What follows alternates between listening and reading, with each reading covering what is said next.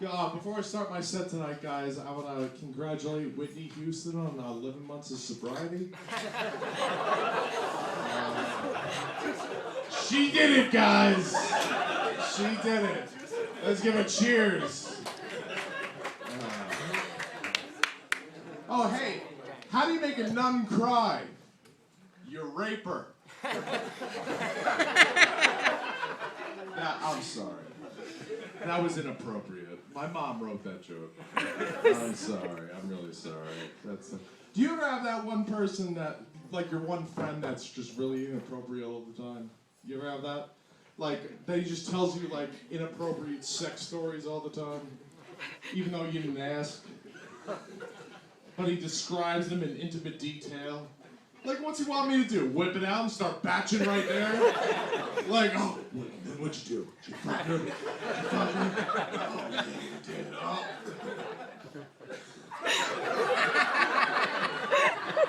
I'm sorry, guys. You got a picture come on you. I never tell any of my sexual stories. None of them. None of them. Because that's between me, the girl, and the prosecutor. Right? That's the triangle of trust right there. That's it. And if they really want to know my stories, I'll just show them the videotape. Because a good quarterback always watches tape on Monday morning. Okay, guys? You learn what you could do, what you could have done better. Like, oh, I could have got the leg up there. No?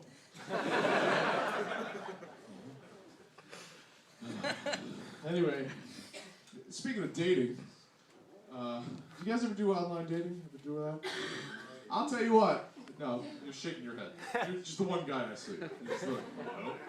Yeah, I'm married. She's right here. We got together before the internet.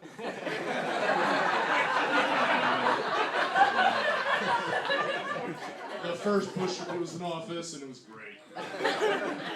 We mailed each other.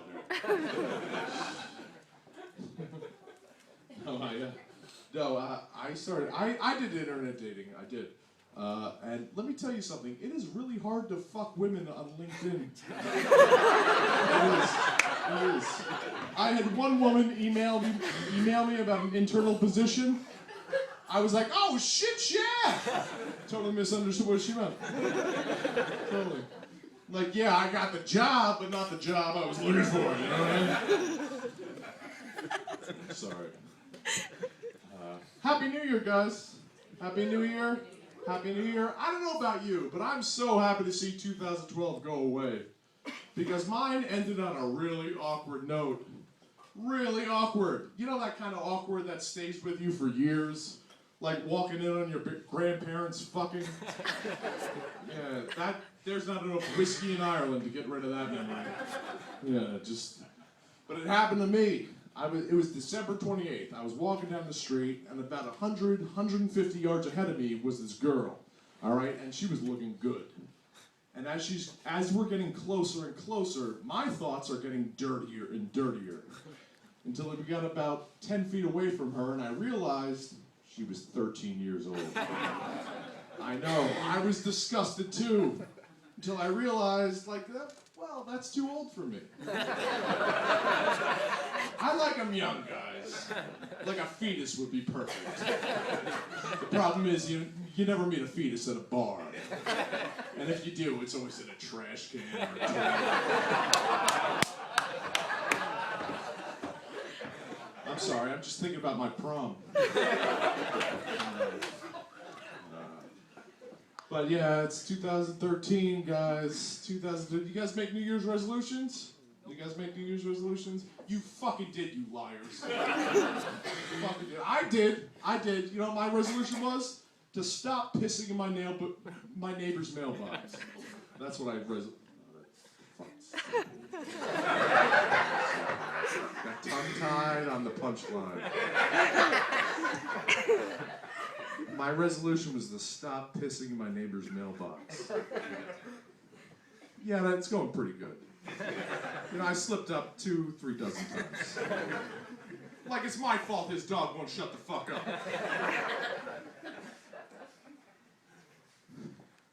And I'm sorry, I'm in a weird mood. I just found some bad news out. My sister apparently is in the hospital. Yeah, right. Let's see there. Oh. No, she's an anorexic. You know. Yeah, she's anorexic, which I think she's taking that New Year's resolution thing a little too seriously. You know. But my mom was really upset by it. She was like, "Well, it's a disease. It's a disease." Call me crazy, but I don't think it's so much of a disease if the cure is pizza. Like, oh, doctor, what are we gonna do? Give her 3 cc's of deep dish. You'll be fine. I almost got killed today. Killed! It's terrible. I was driving down the road, and in the lane next to me was a girl, and she was texting while she was driving. And she swerved right into my lane and almost killed me. I was furious. Furious! I was so mad I threw my bottle of whiskey at her. Yeah, I was like, learn how to drive, whore! I'm not all for drinking and driving, but sometimes those kids need to get to school. You guys text while you drive? You guys text while you drive? Don't lie. Yeah.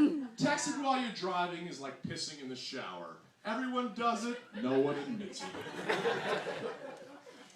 Even if you got rid of texting while you're driving, people still do crazy shit on the road. They do. They do. Like, last month I saw a guy reading a book while he was driving. A book! I was stunned, because I didn't know people read books anymore. I was like, yo, get this man a Kindle! Or an iPad or something! It's crazy. And girls, you guys freak me out behind the wheel, because you put on makeup while you're driving. That's nuts! Like you're putting eyeliner on. You're putting a sharpened spike right next to your eyeball. You hit one pothole, you're a fucking pirate. Arr, this be the exit. I'm sorry if I offended any pirates in the crowd. Do you think pirates get offended by that voice? Do you ever think that? Do you think they get offended by that, like, har, yo ho, a pirate's life for me? You ever think that? No, because I guarantee you those Somalian pirates don't talk like that. They don't talk like that. I don't like your impression. I don't know why he's Jamaican. And by Jamaican, I really mean Miss Cleo. I'm taking your boat. Call me now! But I wonder if they get offended. Like the same way we, as New Jerseyans, get offended when people make fun of our accent. Like, accent? Not accent. Yeah, I heard you. Yeah, our accent, like, when they say like, oh, you're from New Jersey? What exit? 1.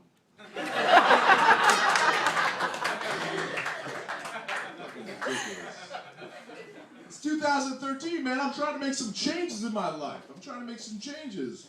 Like one thing I started doing, I started working out. Yeah, I know it shows. I know. Yeah, like today I ran 3 miles, and I got away with the TV. So, I'll check that off as a win. Another thing I started doing, I started being very environmentally conscious, guys. I'm going green. So much so that despite the last couple jokes I told, in this past 6 months, I haven't driven a car. Well, that's not so much a environmentally conscious, more of a DUI. But I haven't been driving, and I think that should count. So much so that I've started riding a horse. Yeah, and not out on the weekends just for fun. I'm talking about everyday shit like the bank, the grocery store, whatever. He's pretty cool, man, the horse. I named him Flipper. He lives in my garage. And I don't know if I'm feeding this thing properly, but he loves White Castle. Loves it. Yeah, it's a mess to clean up. My grass has never been greener. Have you ever tried riding a horse to the bar? It's like you're living your own fucking Western. You trot up and you tie the horse to a parking meter, then walk up to the bartender and be like, hey, notice you have a horse trough outside. Let me get 600 waters. Those are free, right?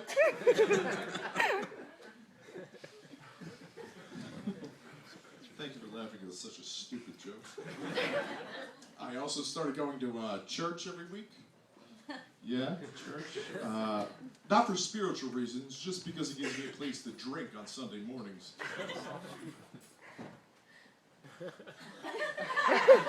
I found religion. We don't have to judge, pal. I heard, oh.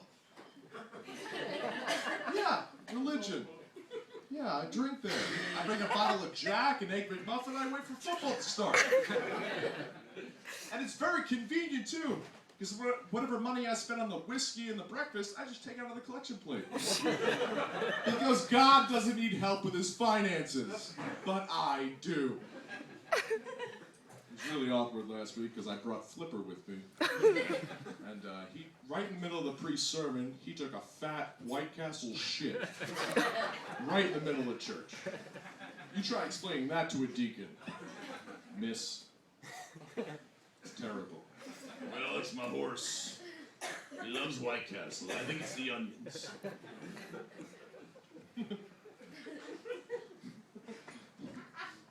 Yeah, just want to look at him and be like, well, I guess that's why they call them pews. That's my new character that I'm going to do. It's a 1950s hack comedian that just tells the hackiest jokes ever. It'll be like, oh, take my wife, please. My wife wanted to go on vacation to a place she's never been before. I told her to try the kitchen.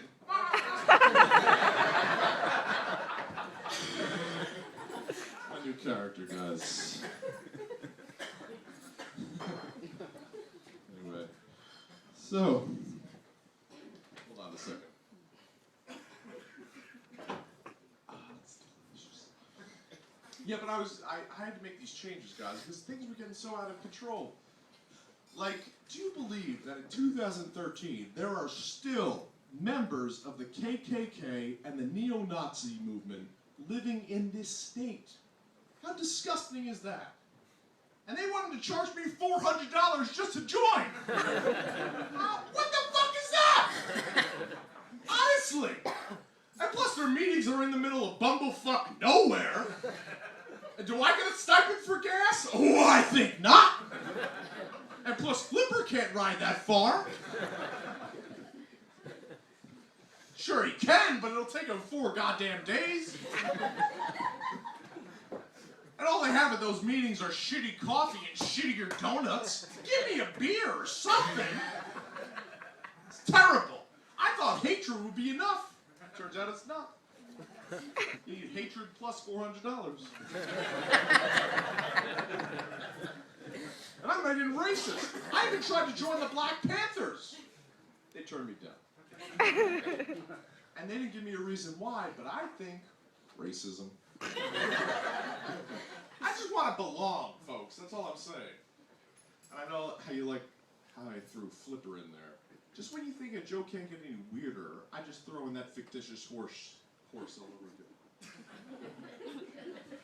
again. No, I just get so mad, man. Life's too short for that, man. Life is too short. Like, do you know how many good people we lost in 2012? Like, did you guys hear not Buzz Aldrin. Neil Armstrong died? Neil Armstrong? I know. I couldn't believe it either, because I thought he died like 30 years ago. What the fuck has he been doing?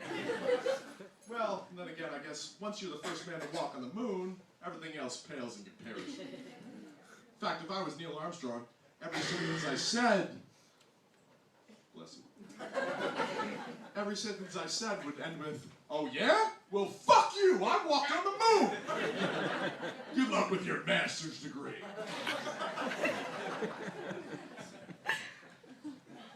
I think because Neil Armstrong was the first man to walk on the moon, I think that Neil Armstrong should be the first man buried on the moon.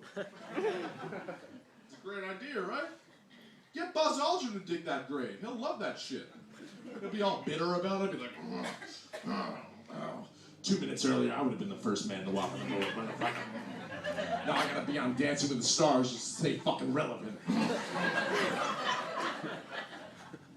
That was one job I always wanted when I was a kid. I always wanted to be an astronaut. But now, as I've gotten older, I don't want that job. Like, I really never wanted. Because I realized that you have to do everything right and get perfect grades for your whole life since, birth. So that means, mathematically, I was eliminated since, the second day of kindergarten. Well, they were on the slide. I was smoking weed. I just wanted to get high and do some finger painting. Thank you. But even now, if someone came up to me today and was like, hey, do you want to be an astronaut? Pass. I don't want to do that shit. Because I'm sure space is like any other place. At first, it's really cool for the first day and a half. Then after that, you probably just want to piss normally. You know, you don't have to strap on anything. You guys see that thing. We watch 60 Minutes. Plus, the food sucks. And all the things I really like are already here on Earth. Like air. Love that shit. Watch this. Can't do that shit in space. And how do you sleep in space? Just floating around there, bumping into shit? You have one nightmare, you'll kill everyone on board. Just like, oh! Dead. I get sucked up.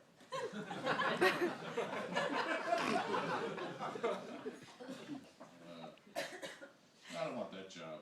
Another job I realized that I don't want after 2012, I never want to be the President of the United States. Never. That's a lot of pressure. A lot of pressure. Think of how shitty you are at your job. Really think about it. Be like, well, I spent half the day looking at Kim Kardashian's ass. The other half looking at Facebook.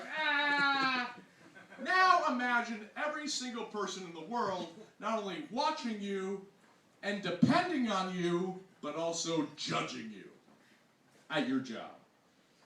That's a lot of pressure. I don't want that. No. And everything you do is wrong. Like, oh, I'm against abortion. That means you're a Jesus freak. If you're for abortion, that means you're a baby killer. If you're against gay marriage, that means you're a homophobe. If you're for gay marriage, that means you're a faggot. You can't win. Nothing you do could win. And that's just the small shit. We're not even talking about the whirlwind of shit that you have to deal with on a daily basis the rest of us don't even know about because we could not handle it. Look at Barack Obama 4 years ago. He was young, vibrant, full of life and hope. Look at him now. He looks like shit. He's got gray hair, he's got bags under his eyes, his skin's all drawn and crackly. He looks like a substitute gym teacher with a drinking problem. And every press conference you give him, he's always leaning on shit. He's like, oh, what'd you say? What are you talking about? Gay marriage? Oh, God. Okay.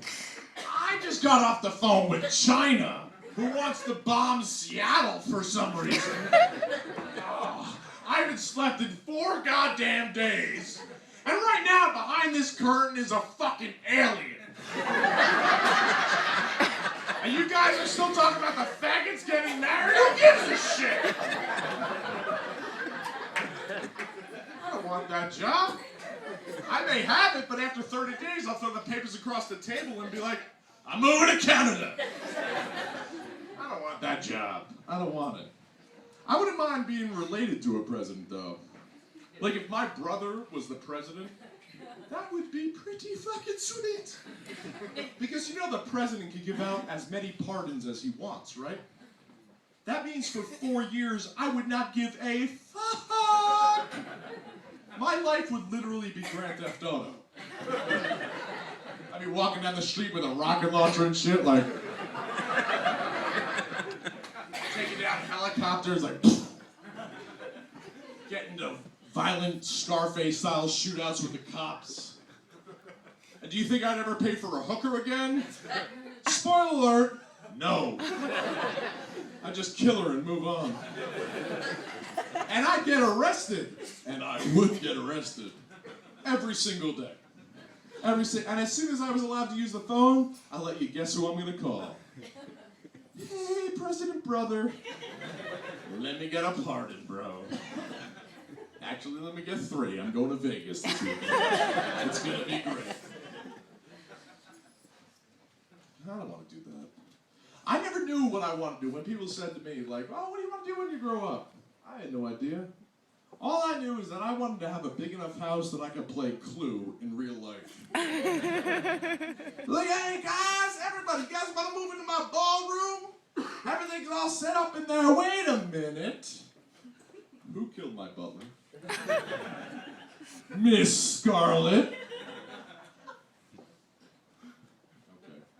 Okay. That game doesn't make any sense. It really doesn't make any sense. Like, sure, you may not know who killed the person, but you certainly know everything else. Like, how can you be confused of how they died? Maybe you get confused with that lead pipe and the wrench. But if they have 6 bullet holes in their chest, they probably weren't strangled with a knife.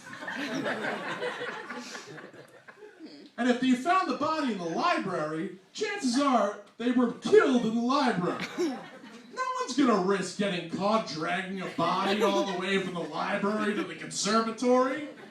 Doesn't make any sense. Why would they do that?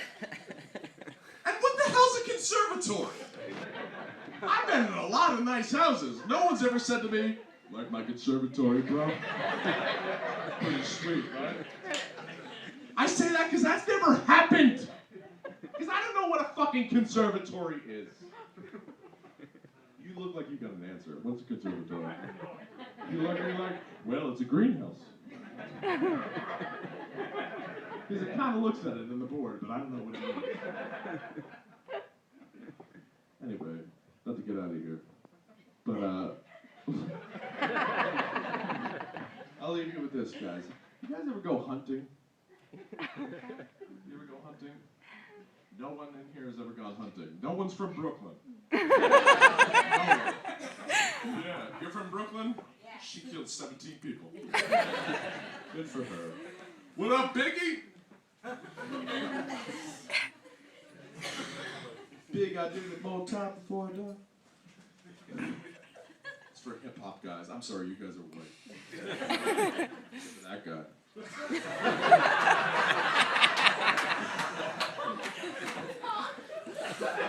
I'm not saying you're black, but you're just in the dark, bro. I can't see it. And I know you're either black or you really got a really good tan. I don't know.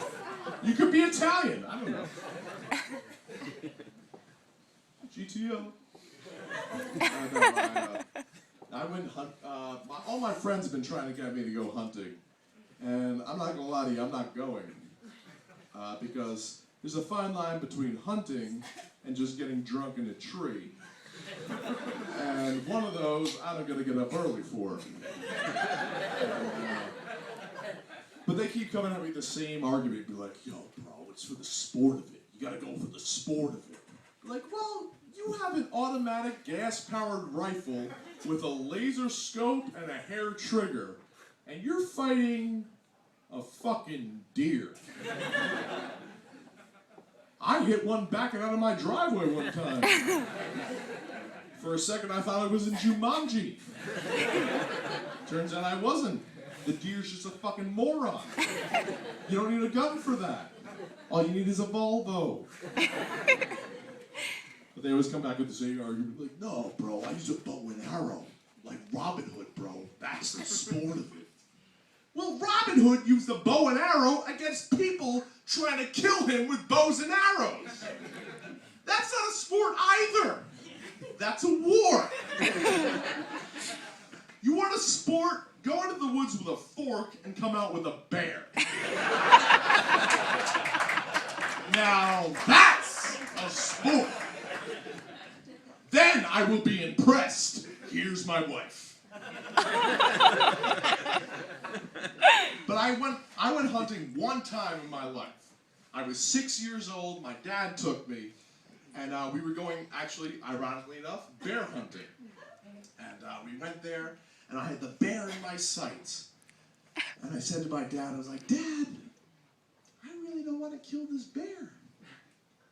And he looked at me very calmly and he said, Dan, that's fine. You don't have to kill the bear. And on the way home, we'll go home, and on the way home, we'll pick you up a dress and change your name to Danielle, because you're acting like a little fucking girl right now.